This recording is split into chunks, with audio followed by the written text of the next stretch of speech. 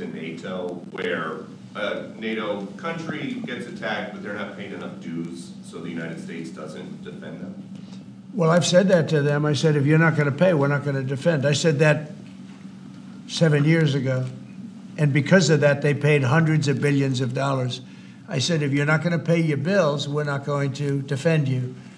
And it also went for the attack. But if they got attacked, they said, well, does that mean you won't defend us? I said, are you current or are you delinquent? They said, if we were delinquent, would you? I said, nope, I would not. And because of that, as you know, hundreds of billions of dollars came into NATO. You wouldn't have NATO right now if I weren't there. And your previous Secretary General has said that. He said he's never seen anything like it. When I came to NATO, when I first had my first meeting, I noticed that people weren't paying their bills at all. And I said I should wait till my second meeting, and I did. And I brought that up. And I said, if you don't pay your bills, we're not going to participate. We're not going to protect you. And when I said that, as soon as I said that, it was amazing how the money came in. The money came in, and now they have money. But even now, it's not enough. It's really not enough. They should be paying more. Mr. President, question on the investment, sir. You've overseen about $2 trillion worth of domestic private sector investments come in just about 2 months. This is the newest one. It comes after your announcement of a new shipbuilding office at the White House during your joint session to Congress. Can you talk about why this is important, not only for national security, but to continue the renaissance of domestic manufacturing? Well, we have to maintain a strong country. We have to maintain, we want to pay off debt. We have a lot of debt, but that'll start coming off quickly when this all comes around. Look, we've been supporting the whole world. You mentioned NATO and you mentioned other things. We've been supporting the whole world. When I first came in, we were paying almost 100% of NATO. NATO it was crazy. We were supporting NATO. We were paying the bills for other countries. And yet those same countries, mostly European, the European countries were ripping us off in trade. They won't take our cars. They wouldn't take our agricultural product. They wouldn't take anything. We were taking their cars by the millions, Mercedes and BMW and you look, Volkswagen, all of them. We were taking their cars. They weren't taking it. We were taking their farm products. They weren't taking ours. It was a total ripoff. And yet we were protecting them by giving them the money. And, that adds up to a bad number at the end of a lot of years. And that's what happened. And now it's time for this country to stop being ripped off.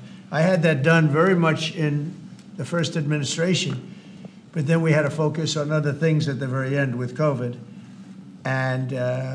But we had the greatest economy in history. We had the greatest economy in history. I think we're going to redo it here, but even better. And I wanted to do what we're doing now in the first term, but we had so many other things to do. We had to fix the border, which we did. We had to fix our military. We rebuilt our military. We completely rebuilt the military, only to watch Biden give so much of it away to Afghanistan, if you can believe it. It's not even believable. It's not even believable what he did. The damage that man did or that administration did to this country is frankly not even believable. And in particular, allowing millions and millions of people to come into our country. Many of them were murderers and drug dealers and gang members and people from prison for very heinous crimes. For him to allow those people into our country, and now we're spending tremendous amounts of time and effort. Nikki and Tom Homan, who's doing an unbelievable job, but we shouldn't have to be spending anything on that. We had the safest border ever. Now we have actually, as you saw, the numbers just came out, where we have actually the lowest numbers in the history of our country. But we shouldn't have had to do that. What we're doing now is we're looking for murderers. Can you believe it? We're looking for murderers because thousands of murderers, some about 50%, killed more than one person. One killed 5 or 7. And we're looking for those people right now. We shouldn't have to be looking for them. President Trump, on Peter's question, are you going to make that policy, U.S. policy, that the U.S. wouldn't defend NATO countries that don't pay? Well, I think it's common sense, right?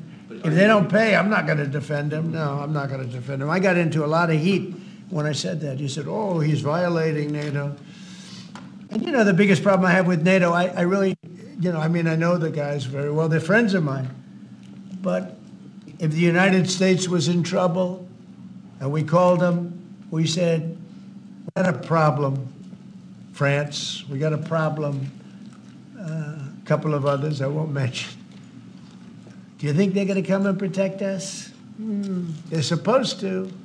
I'm not so sure. So With Japan, we have a deal, which is a very interesting one. And I love Japan. We have a great relationship with Japan, but we have an interesting deal with Japan that we have to protect them, but they don't have to protect us. Do you know that? That's the way the deal reads. We have to protect Japan. And by the way, they make a fortune with us economically. There's another case. But we have to protect Japan. But under no circumstances do they have to protect us. I actually asked, who makes these deals? Yeah, Peter? Well, so why stay in NATO at all? I view NATO as potentially good, but you gotta get some good thinking in NATO. It's very unfair what's been happening. Until I came along, we were paying close to 100% of NATO. So think of it. We're paying 100% of their military, and they're screwing us on trade. And when Zelensky inevitably comes back to the White House, what do you expect from him? And do you think you'll see him in a necktie? Well, I think what's going to happen is Ukraine wants to make a deal because I don't think they have a choice. I also think that Russia wants to make a deal because in a different way that only I know, they have no choice either. Are you still thinking of going to Saudi Arabia and meet with Putin about this? I don't know. I can't tell you. I'm going to Saudi Arabia. Mr. President, They've been very, I've made a deal with Saudi Arabia where, because normally you'd go to UK first, and last time I went to Saudi Arabia, they put up $450 billion. You know that, right? You were there. We had American companies that took in $450 billion. I said, well, this time they've gotten richer. We've all gotten older. So I said, I'll go if you pay $1 trillion to American companies, meaning the purchase over a 4-year period of $1 trillion. And they've agreed to do that. So I'm going to be going there, and I have a great relationship with them. And they've been very nice, but they're going to be spending a lot of money to American companies for buying military equipment and a lot of other things. Is that a trip in the near future? Probably over the next month and a half. Yes. Mr. President, you told us a couple of weeks ago that you were looking to speak with President Xi of China. That hasn't happened. How come? What are you I waiting have for? spoken to him. Yeah. Since that last phone call? I don't want to say that, but I have spoken to him. Yeah, please. yeah, Mr. President, regarding. I have a great relationship with President Xi. But you've spoken to him. It was since hurt January because of 17th. COVID. Thank you, Mr. That's why I don't call it the China virus anymore. I said, please don't call it the China virus. But to be clear, you've spoken to him since January 17th? I don't want to say that, but I have spoken to him. Thank you, And Mr. I President. speak to him a lot. Regarding this executive order you signed revoking security clearances at Perkins Coie, do you think there should be more steps like this to be taken against other people involved in the Russia collusion? I do, hoax? but that's going to be up ultimately to the Attorney General and various other people. Absolutely. Just as a follow-up, the other night, we saw Democrats' behavior during your joint address to Congress. Yeah. Do you think it shows just how out of touch they are with the American people, especially given that 79%, according to a CBS poll, approved of your I love this guy. Who are you with? My name's Nick Gilbertson with Breitbart News. I see. I really liked your questions. Thank you very much, Mr. President. Sir, regarding the executive order. The answer is just, Nick, and I know your name very well. Good job, you do. Thank you. Yeah, the answer is I thought it was very embarrassing for the Democrats what happened the other night. And that's not said for any other reason other than it's obvious, it's fact. Even CNN fake news said that. They came out and they said it. And worse than CNN is MSDNC, which is the worst. And the good news is very few people watch them anymore. They have lost such credibility. And frankly, what Nicole Wallace said, I've never been a fan of hers, and she's not very talented. But I'll tell you what she said the other day about that young man. is disgraceful. She should be forced to resign. And Rachel Maddow should be forced to resign. Nobody watches her anyway. I don't know if it's not possible they pay her as much money as I hear, but certainly she's lost all credibility, both of them. But what they said the other day, they should be forced to resign about that young person who is suffering greatly. Thank you, Nick. Will you extend, if a TikTok deal is not made on the timeline you gave, will you extend that? Probably, yeah. You will? Or is I that think, look, we have a lot of interest in TikTok. And China is going to play a role. And so hopefully China will approve of the deal. But they're going to play a role. But we have a lot of interest in TikTok. How long will you extend it, and how close are you to a deal? Well, we'll see. But if I need, right now we have at least another month, so we don't need an extension. But if I needed an extension, I'd probably get it extended. Yeah, Mr. but President, regarding the executive orders, there was talk that you might sign one winding down the education department. which department? The education department. Are you having second thoughts on that? No. I want to bring the schools. I want to bring the schools back to the states. And, I've said it 100 times. We're ranked at the bottom of the list, and yet we spend more. We're ranked #1 for cost per student. We're ranked at the bottom of the list in education. And I know if I bring it back to Iowa, Indiana, Idaho, all these great states, I think I could say 40 states. I want to bring it back. 10 states won't be perfect. 5 states will be probably not so good. But they will be every bit as good as Norway and Denmark and Sweden and all of the states that are rated at the top. If you tell me about Indiana and some of these great states that run really well, Iowa, you tell me about those states, and if they run their own education, they're going to do a lot better than somebody sitting in Washington, D.C. that couldn't care less about the pupils out in the Midwest. When do you think that might be signed then? When would you sign that order? Well, I want to just do it. I mean, we're starting the process. We're trying to get the schools back into the states. Let the states run the schools. And I'll tell you, you'll see something, it's gonna blow your mind. It'll be run so well. The school system.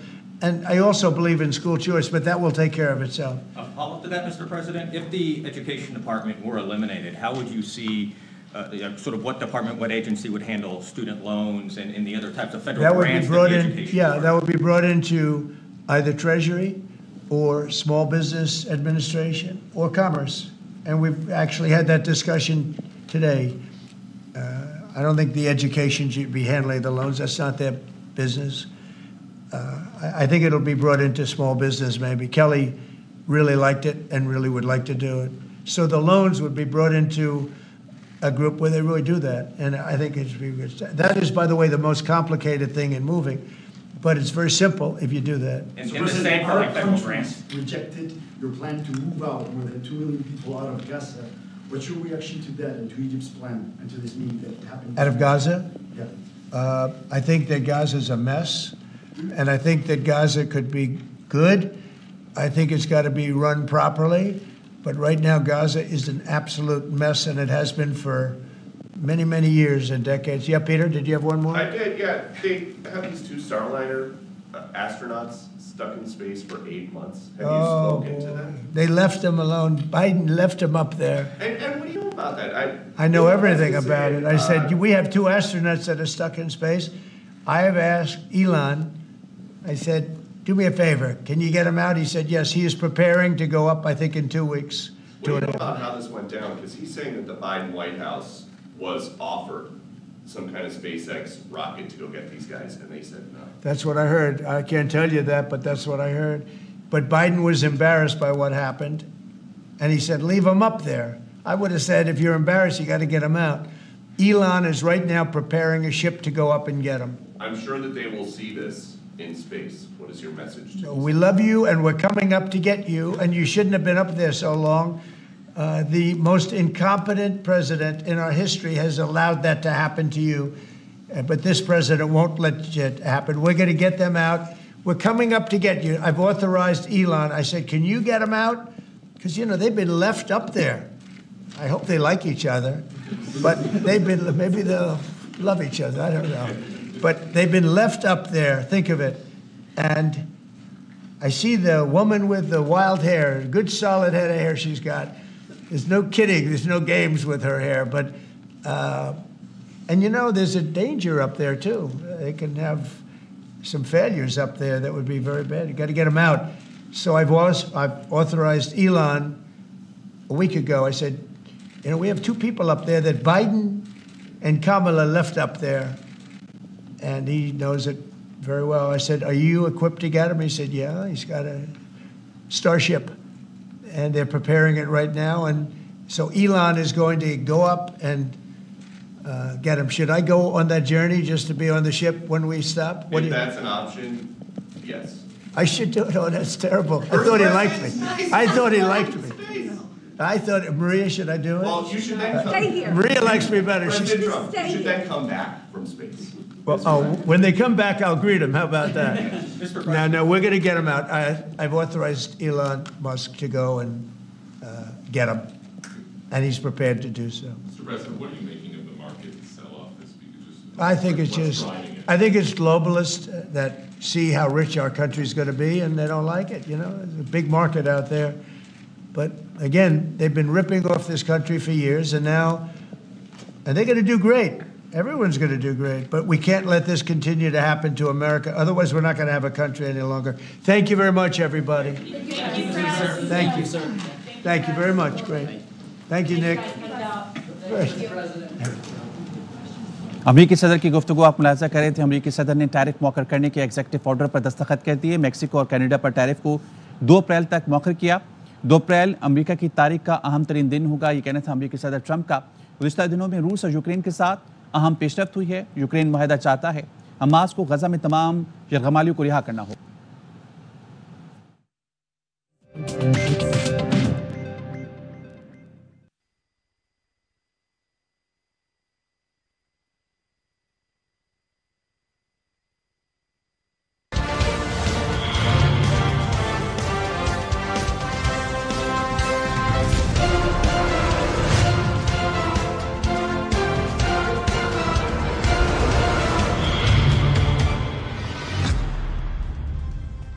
अस्सलाम वालेकुम, आप देख रहे हैं खबर। मैं हूं मोहम्मद मालिक। पूरे मुल्क में आज रिपोर्ट की बात हो रही है जो ग्लोबल टेररिज्म